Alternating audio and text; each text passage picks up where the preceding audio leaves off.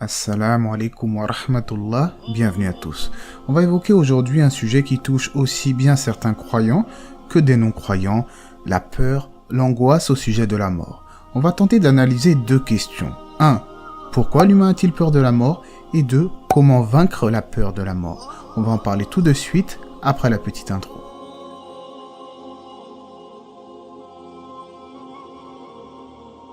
Pourquoi l'être humain a-t-il si peur de la mort? J'ai trouvé 3 grandes causes à cette angoisse, mais il y en a peut-être bien d'autres. La première, c'est que la personne, elle considère la mort comme la fin de toute chose, et que seul le néant l'attend. Après l'arrêt de ses fonctions cérébrales, cette personne pense qu'elle sera plongée dans l'inexistence, un peu comme avant sa naissance. En général, ce genre de personnes évitent de parler de la mort, ils considèrent cela comme tabou et ils essayent d'oublier.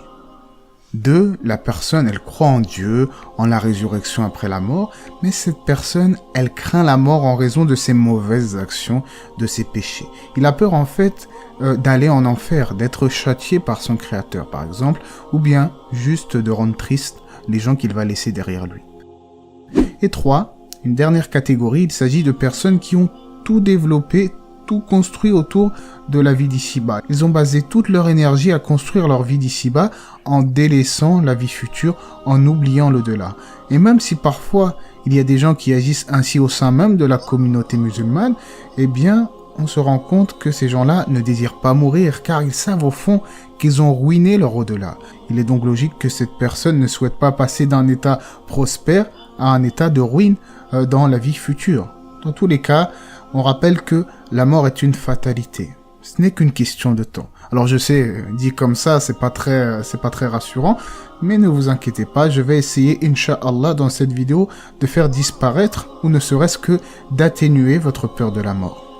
Revenons donc à la première catégorie de gens que nous avons cités, ceux qui ont peur de la mort, dont certains athées. Ils ont peur de la mort, comme nous l'avons vu, par rapport au néant.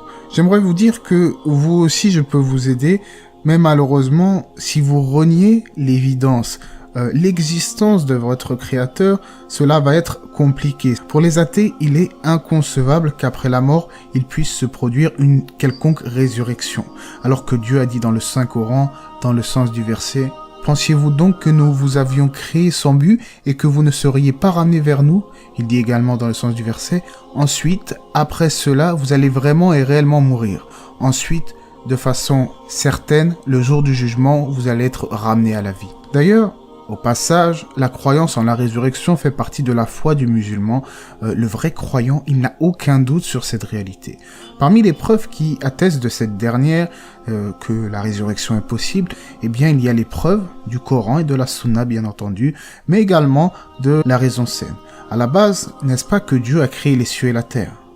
N'est-il pas capable, après cela, de nous ressusciter après la mort? Cela est facile pour Allah. C'est lui qui revivifie la terre desséchée pour en faire sortir le pâturage, qui a fait que, avec la pluie, pousse la végétation. Et voilà que cette terre qui avait fini par périr revient à la vie par la grâce de notre Créateur. Eh bien, c'est la même chose avec l'être humain. Malgré toutes ces preuves logiques et textuelles, certains renient l'évidence. Ils renient l'existence du Créateur et Allah dit dans le sens du verset, les mécréants disent, quand nous serons poussière ainsi que nos pères, est-ce que vraiment on nous fera sortir vivants de nos tombes? Pour tout sceptique, pour toute personne qui doute encore de l'existence de Dieu, n'hésitez pas à aller voir mes playlists où je dévoile les preuves flagrantes de l'existence de Dieu. Maintenant, pour la deuxième catégorie, c'est-à-dire ceux qui sont croyants mais qui ont peur de la mort par rapport au châtiment divin, par rapport aussi peut-être au fait qu'ils laissent des proches derrière eux, eh bien, n'oubliez pas qu'en islam, le véritable croyant, il vit entre deux choses, la crainte et l'espérance. D'un côté, il craint le châtiment du feu afin de ne pas être insouciant et négligent, il cherche à ne pas faire de péché, à se repentir, il a peur d'Allah.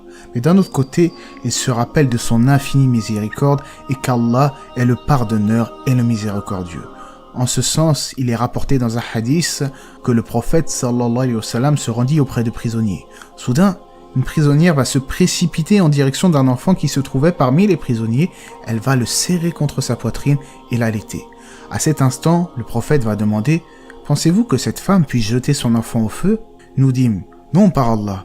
Et le prophète de répondre, Allah est assurément plus miséricordieux à l'égard de ses serviteurs que ne l'est cette femme envers son enfant.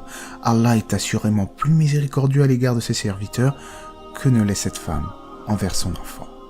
Donc le croyant, il vit entre deux choses, la crainte et l'espérance, comme les ailes d'un oiseau. Un juste équilibre. S'il manque une aile, l'oiseau il ne peut pas voler. Si tu penches trop vers la crainte, tu vas te gâcher la vie, tu vas te rendre malade, tu vas être sans cesse angoissé. Mais si tu penches trop vers l'espoir, tu vas devenir quelque peu laxiste en te disant de toute façon je vais être pardonné, donc tu vas ne pas avoir cette crainte. Donc il faut avoir les deux, un espèce de juste milieu, d'être sincère, car Allah il pardonne celui qui le mérite aussi. Il faut être sincère, être entre la crainte, l'espérance, et cela est le juste milieu. Et si tu es triste de laisser des proches derrière toi, n'oublie pas que la mort est le retour vers ton Créateur, et qu'un jour peut-être tu retrouveras tes proches au paradis si Allah leur a fait miséricorde. Et enfin, pour la dernière catégorie, la catégorie des gens qui peut-être parfois se décrivent musulmans, mais qui ont fourni toute leur énergie à construire leur vie d'ici-bas en négligeant leur vie de l'au-delà, alors que ces gens-là sachent le véritable but de leur création, qui n'est autre que l'adoration d'Allah. Allah, il n'a créé les djinns et les hommes que pour l'adoration.